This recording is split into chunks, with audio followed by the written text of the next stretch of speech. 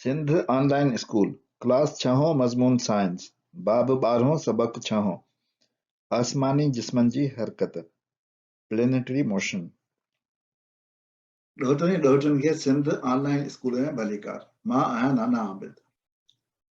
ॿारो असांखे ख़बर आहे त आसमानी जिस्म आसमान में हरकत कंदा रहंदा आहिनि।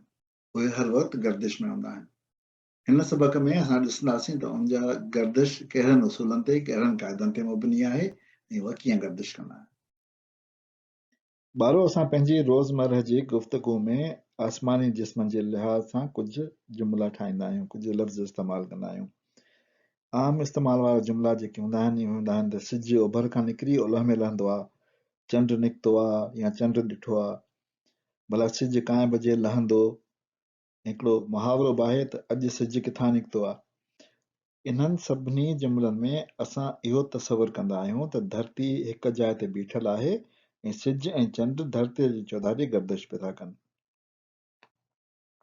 अॻियां ज़माने में सम्झो वेंदो हो त ज़मीन काइनात जो मर्कज़ आहे ऐं उहा साकिन आहे ऐं ॿिया सभु आसमानी जिस्म ज़मीन जी चौधारी गर्दिश पिया था कनि।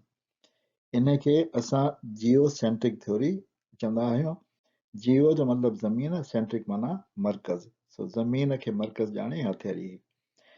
अञा ताईं बि कुझु बेख़बर माण्हू इन ॻाल्हि में यकीन था रखनि त ज़मीन बीठी आहे ऐं ॿिया सभु जिस्म उन जी चौधारी गर्दिश पिया था कनि। पर छा इहा हक़ीक़त आहे?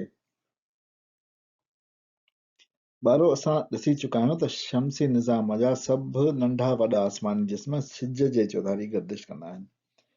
असां जेको आहे उहो हिन टाइप जो ख़ाको ॾिठो जंहिंमें असां ॾिठो त सिज विच में आहे, उन जी चौधारी ये सभु आसमानी ग्रह जेके आहिनि, जेके प्लैनेट्स आहिनि, उहे हरकत पिया था कनि। ऐं प्लैनेट खां अलावा हिन तस्वीर में तव्हां ॾिसो त हीउ हेली वारो पुछड़ तारो जेको आहे उहो बि ॾेखारियल आहे, उहो बि सिज जी चौधारी हरकत करे पियो थो। ॿारो इन खां सवाइ असां ॾिठो त असांजे ग्रहनि जे चौधारी बि सैटेलाइट्स आहिनि।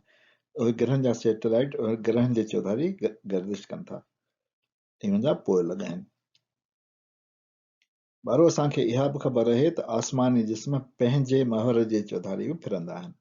ये धरती पंहिंजे महवर जी चौधारी फिरंदी आहे ऐं ॿिया सभु प्लैनेट जेके आहिनि उहे बि पंहिंजे महवर जी चौधारी फिरंदा आहिनि। सो असांखे ख़बर आहे त शमसी निज़ाम जा सभु जिस्म सिज जी चौधारी फिरंदा आहिनि, ग्रहनि जा सैटेलाइट ग्रहनि जी चौधारी फिरंदा आहिनि ऐं आसमानी जिस्म पंहिंजे महवर जी चौधारी फिरंदा आहिनि। सो इहे टिनि क़िस्म जूं हरकतूं जेके आहिनि उहे आहिनि। ॿारो असांखे ख़बर आहे त मदार उहो रस्तो हूंदो आहे जंहिं रस्ते ते को प्लैनेट सिज जी चौधारी गर्दिश कंदो आहे, उनखे मदार या ऑर्बिट चइबो आहे। मतिलबु असां जॾहिं शिकिलियूं ठाहींदा आहियूं त असां ऑर्बिट खे हीअं गोल करे ठाहींदा आहियूं, पर छा ऑर्बिट गोल हूंदो आहे? इहो ग़लति आहे। ऑर्बिट गोल कोन हूंदो आहे। आसमानी जिस्मनि जो मदार पोइ भली उहे प्लैनेट्स हुजनि या सैटेलाइट्स हुजनि, गोल कोन हूंदो आहे, उहो थोरो दॿियल हूंदो आहे जीअं हिन शिकिल में ॾेखारियल आहे। आसमानी जिस्म जो मदार बेज़वी यानी एलिप्स हूंदो आहे, एलिप्टिकल हूंदो आहे। पर हिकिड़ो ॿियो सुवाल हाणे थिए थो त छा जेको मर्कज़ आहे यानी जीअं सिज थियो धरतीअ लाइ, त छा उहो बिल्कुलु सेंटर ते हूंदो आहे, बिल्कुलु मर्कज़ में हूंदो आहे, विच में हूंदो आहे ओवल जे या एलिप्स जे? पर इहो बि ग़लति आहे, उहो विच में कोन हूंदो आहे, उहो हमेशह साइड ते हूंदो आहे। आसमानी जिस्म जो मदार बेज़वी हूंदो आहे ऐं मर्कज़ी जिस्म विच ते न हूंदो आहे।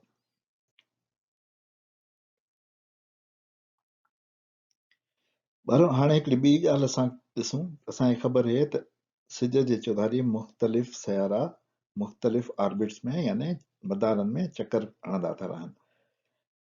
कुझु जेको नंढो ऑर्बिट आहे, कुझु जो वॾो ऑर्बिट आहे ऐं कुझु सिज खां परे थो वञे, अञा वॾो ऑर्बिट आहे। ऐं हिकिड़ो चकर जेको असां जो पूरो था कनि उहे सयारा सिज जी चौधारी, उनखे असां चकर जो मुदो चवंदा आहियूं, हिकिड़े चकर जो मुदो।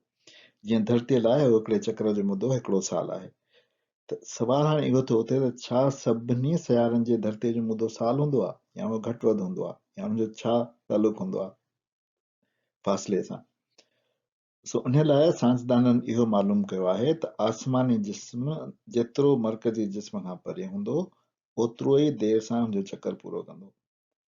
सो अहिड़ी तरह जेको आहे धरती मार्स खां वधीक वक़्तु लॻंदी चकर पूरो करण में, ऐं सैटर्न ऐं नेपच्यून जेके आहिनि उहे उन खां वधीक वक़्तु लॻाईंदा आहिनि चकर पूरो करण में। वारो हाणे असां कुझु साइंसदाननि जो ज़िक्र कंदासीं जंहिं आसमानी जिस्मनि जे हरकत जे बारे में अहम ॻाल्हियूं लधियूं या थ्योरियूं पेश कयूं। सभिनी खां पहिरीं निकोला कोपरनिकस जो ज़िक्र कंदासीं। उन सिज खे आसमानी जिस्मनि जो मर्कज़ सम्झण जी थ्योरी पेश कई 1453 में।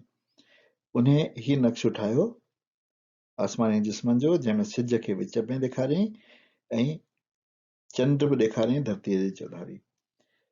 हिन सिलसिले खे असां हेलियोसेंट्रिक सिलसिलो चवंदा आहियूं। हेलियो जो मतिलबु सिज आहे, सेंट्रिक मतिलबु विच। सिज खे विच ते ॾेखारे हिन हेलियोसेंट्रिक सिस्टम जेको आहे उन जो तस्वुरु ॾिनो, पर इन तस्वुर खे क़बूल न कयो वियो। 1453 में इहो तस्वुरु ॾिनो, पर इहो तस्वुरु ई रहियो ऐं कागज़नि ते रहियो, थ्योरी रही। वारो ॿियो साइंसदान जंहिंजो असां ज़िक्र कंदासीं उहो गैलीलियो गैलीली आहे, जंहिं कोपरनिकस जी थ्योरीअ ते तमामु घणो ध्यानु ॾिनो ऐं तवजो ॾिनी।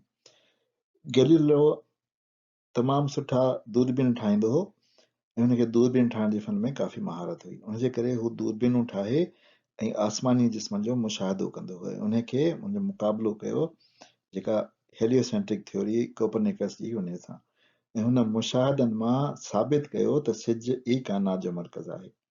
हुन 1613 में पंहिंजो किताबु लिखियो जंहिंमें हुन सिज खे काइनात जो मर्कज़ ॾेखारियो। पर उन ज़माने में हुकूमतुनि ते गिरजा जो यानी पादरियुनि जो तसलुत हूंदो हो ऐं हुकूमतूं उहे कंदियूं जीअं पादरी चाहींदा।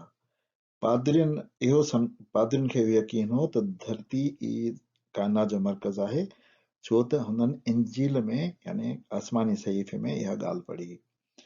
सो हुननि चयो त इंजील में, छो त बाइबल में इहा ॻाल्हि लिखियलु आहे, उनजे करे का बि शइ जेका उनजे ख़िलाफ़ लिखी थी वञे उहा कुफुर आहे। सो गैलीलियो गैलीली खे काफ़र चई उनखे सॼी उमिरि जी नज़रबंदी जी सज़ा ॾिनी वई। ऐं गैलीलियो गैलीली सॼी उमिरि नज़रबंद रहियो।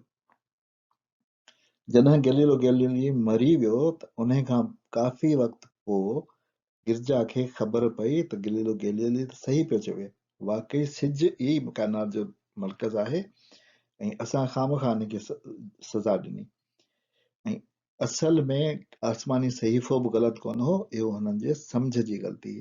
आसमानी सहीफ़े में जेको लिखियलु हो उहो ईअं न लिखियलु हो त धरती मर्कज़ आहे या साकिन आहे, इहो पादरियुनि ग़लति सम्झो। टियों अहम साइंसदान जोहानस कैपलर आहे, जंहिं आसमानी जिस्मनि जे हरकत जा कानून लधा। उन ई असांखे ॿुधायो त जेको ऑर्बिट आहे उहो एलिप्स हूंदो आहे ऐं मर्कज़ में कोन हूंदो आहे सिज या जंहिं जिस्म जी चौधारी गर्दिश कंदो आहे प्लेनेट, पर उहो हिकिड़े साइड ते हूंदो आहे। हुन इहो बि लधो त जेका गर्दिश आहे उन में एरियाज़ जो लॉ कीअं हूंदो आहे, इहो तव्हां अॻिते हली पढ़ंदो। ऐं टी शइ जेका हाणे लधी उहा आहे लॉ ऑफ पीरियड्स, जेको असां ॾिसी आया आहियूं त आसमानी जिस्म मर्कज़ खां जेतिरो परे हूंदो ओतिरो ई वधीक वक़्तु वठंदो हिकिड़ो चकर पूरो करण में। इन ते असां अॼोके सबक़ जी पुॼाणी था कयूं। नाना आबिद खे इजाज़त ॾियो, वरी ॿिए सबक़ में मिलंदासीं। ख़ुदा हाफ़िज़।